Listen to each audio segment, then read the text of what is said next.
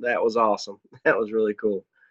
Okay, once again, welcome everybody. This is Joe Bullis, and it is February the 19th, 2019. This Zoom session is for our MELS 602 class, and tonight we're going to be talking about the APTL Task 3, and then if you have any questions, certainly feel free to put those in the chat box, or if you want to verbally express your question, just let me know in the chat box you got a question, or just unmute yourself and chime in. I hope you're all doing well, and I hope you're all at home, safe and healthy. It's already started snowing here in my neck of the woods, up in Surrey County. I don't know if it's going to amount to much of anything, but it's pretty right now. So I hope everybody stays safe and warm this evening. All right. Are there any questions up to this point before we start talking about Task 3? Probably not going to be a long session tonight. It's not going to take too long to go to Task 3, but it certainly will stay online as long as people has a question that they need to ask and looking for an answer. We'll stay on as long as we need to. Quick question, Dr. Bullis. Yes, sir, Alan. So I'm just making sure that this is correct. In order to get an accomplished rating, I'm guessing overall, when we submit the task stream, we have to have a video recording of some sort for APTL. Yes, that's correct, Alan. And if you'll notice, a lot of the task here in the APTL talks about using multiple digital tools, and of course it restates that here in the accomplished. And then up here, of course, is the video recording.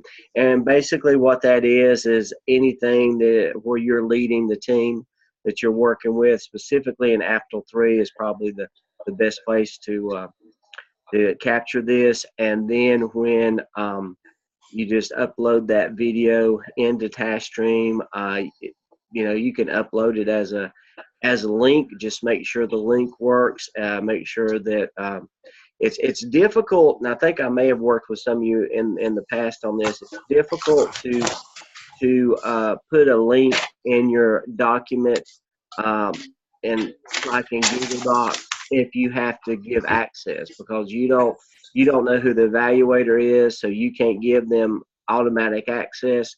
If they're reading your document and they see that they have to get access to read your document, or look at a link or something, not that this comes into play with the video recording, but anything that where they need to be granted permission to look at it, it's not going to happen. They're not going to give access, and you can't grant access. So just be aware of that.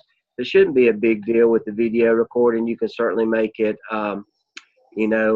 private or hidden, and just do a YouTube, and then post a link to the YouTube channel there. It does not have to be public.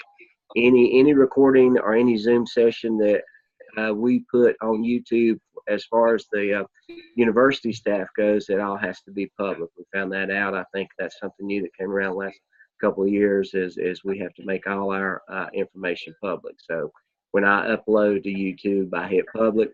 If you're doing a video recording, you want to use YouTube, you don't have to do that. You can keep it hidden or unlisted. That was the term I was trying to think of, unlisted, and just put that link into your narrative, and they can pull that up. And that is one of the things that's required for the accomplished column. Any other questions at this point? So the video can be on any part of Task 3, or does it have to be a specific part of it? Well, if you look in the rubric, it's got to be the part where you're leading the group, because we'll go ahead and get into this. The big thing about Task 3 is here where it says the candidate works with others to create and present a plan. So are we talking about, gosh, it may take us an hour and a half to work together to create the plan, and then we present it? Well, the presentation of the plan, depending upon what you've got going on, could be anywhere from a 30 to 45 minute presentation. I don't know what your digital recording skills are. You can record clips from the various stages of that. If you want to record creating or presenting the plan just to the school leadership, if you want to just record that, that's fine. If you want to record the conversations that you and your team have around developing or creating the plan, that's fine. If it's 45 minutes, it's 45 minutes. If you put it on YouTube and link, the evaluator is going to watch as much of it as they need to determine the level of proficiency or accomplishment on the recording, and then they'll stop. So don't let that sway you in those regards, but it can be any part of that process. The key and the main thing, I always remember when you're going through this program with any task, the main thing is that you show leadership competency in whatever you're doing. You lead the team, you lead the presentation, you lead the development, you lead the training. It's all about your leadership and how that grows and develops through the program, and your ability to show those leadership competence. So it's about you. If you present this to the school leadership and you have some of your team members do the presentation, probably not as effective as if you take control and facilitate the whole presentation. Thanks. Yeah, certainly. So we get back to the task, and you'll need to pull in your team again. You can pull in your Absol team if they're not hiding from you when you walk down the hallways at this point. Then certainly reach back out to them and bribe them, coerce them, offer them chocolate to get them pulled back in. So what you're going to do is you're going to take what you've done in task 1 and task 2. Your team is going to review that information where you created that checklist, you identified the gap, did a gap analysis, you did a best practice needs assessment, all that information that you pulled in task 1 and task 2. Now you're going to create a growth plan. Remember, this is really just about parallels the Absol. The only difference is that you're talking about teacher empowerment and shared leadership versus student learning. So it's about the adults in the building at this point in time, and creating a culture for them to where they feel like they're part of the decision-making process. They're empowered to make decisions, and there's a development of trust in the building that allows them to do that. So you address any gaps in that you've determined over the last couple of tasks, and then you with your team create that growth plan. Now that growth plan has to include these areas right here. If you can follow my mouse cursor, it has to include these. You need to address opportunities for the staff to assume leadership and decision-making roles. This all has to be part of the plan. Strategies for building efficacy, structures for implementation of effective PLCs, support and coaching of emerging school leaders, and method for formal feedback for teachers. Now, a lot of times I'll get the question, well, Joe, I did the gap analysis. We went through the visual checklist, and some of these things, there are room for improvement, but man, we're right on the mark when it comes to structure for implementing PLCs. We've got that down pat. There's no gap there that needs to be addressed. We're right in line with the research on sustaining professional learning communities in the school building. So how will I do that? That's great. If you don't have a gap, then talk about what you're doing well in that area. Just provide that information to the reader, that it wasn't necessarily a gap or a weakness that needed to be addressed, and this is why, because we are doing these things that we need to do.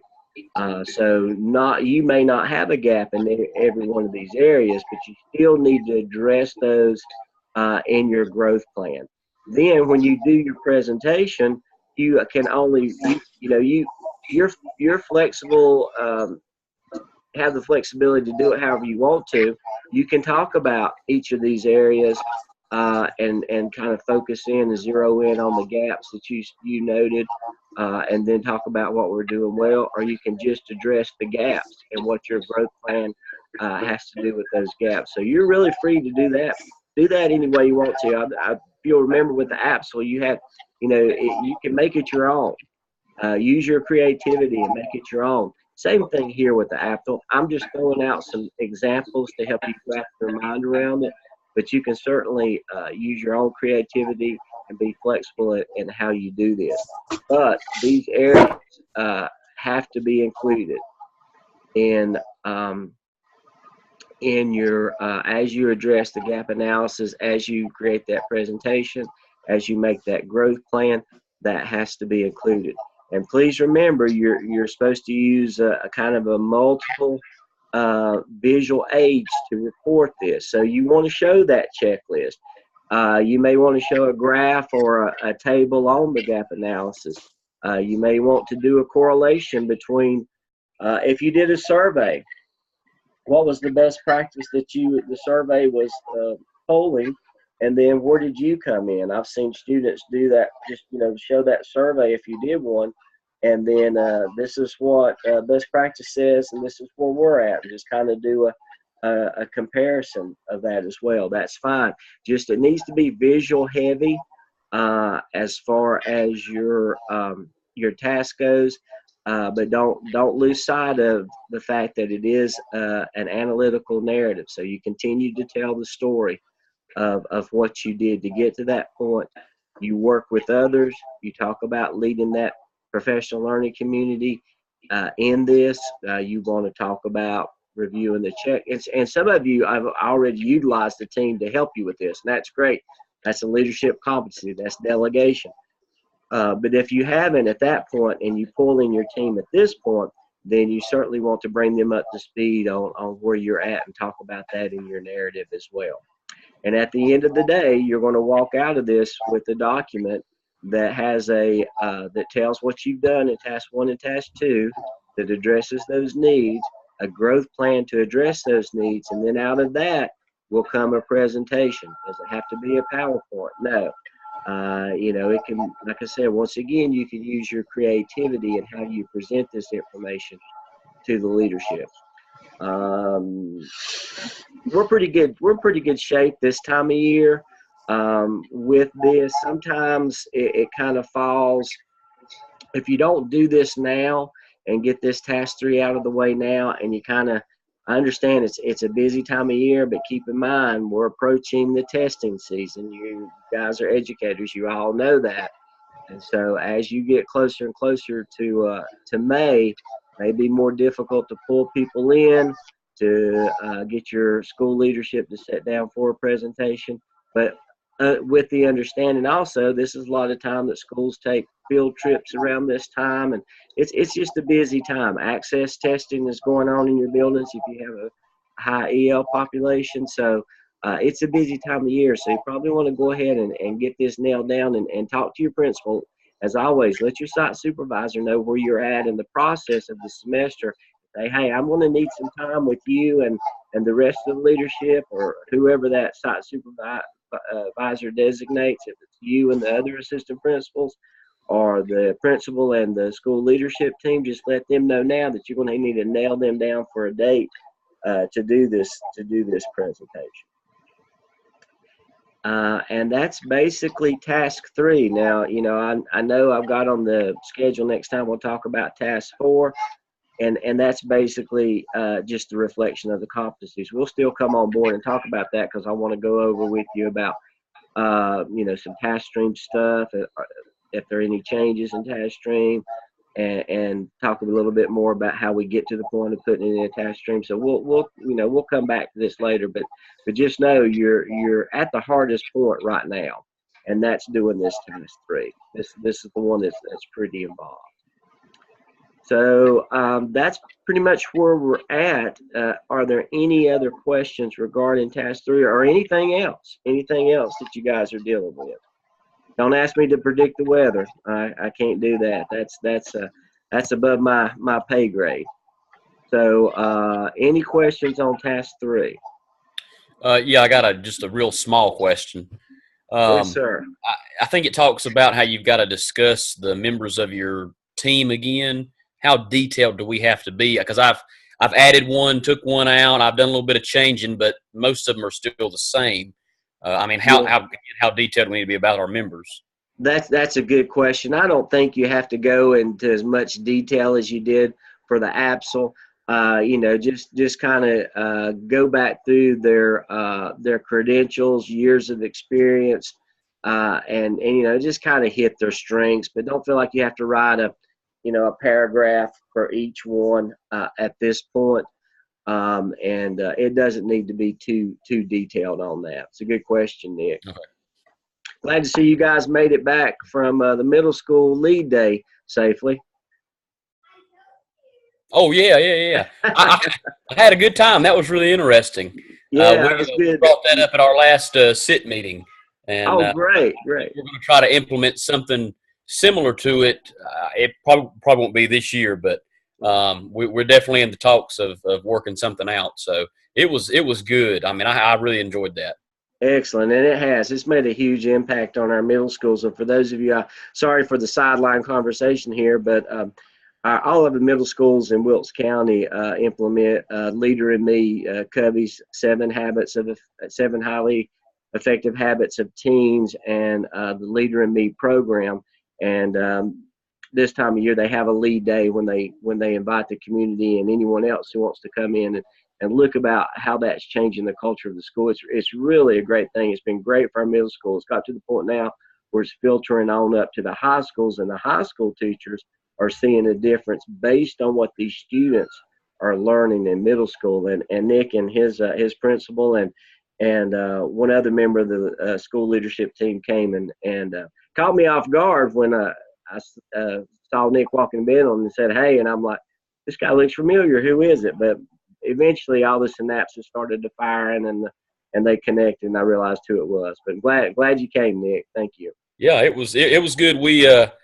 We had a program similar to that. It was an advisor-advisee program. The one they're doing is a little more bulked up, a little more intensive than what we had done. But we're looking to maybe try to turn that back around, do something similar to it again, and try to incorporate a community day just to get some people into the school. That's great, and that's where Wilkes County started too, was the advisor-advisee as well when those first middle schools were first built. So it's kind of a progression from that. But that's great. Listen, once again, if we can help in any way, just let us know. All right, thank you. Yes, sir. So any questions about the task?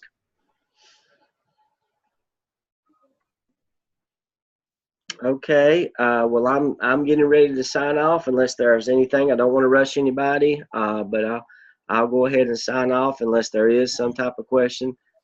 As always, you're probably tired of hearing this, but as we progress in 605, I'll be saying the same thing to you. As always, if you need to reach out with the email, if you need a individual Zoom session or just a phone call, feel free to reach out to me and we can make that happen. You guys stay safe and stay warm, and God bless you. And we'll see you at the next Zoom session. Thank you very much for attending this evening. Thank you.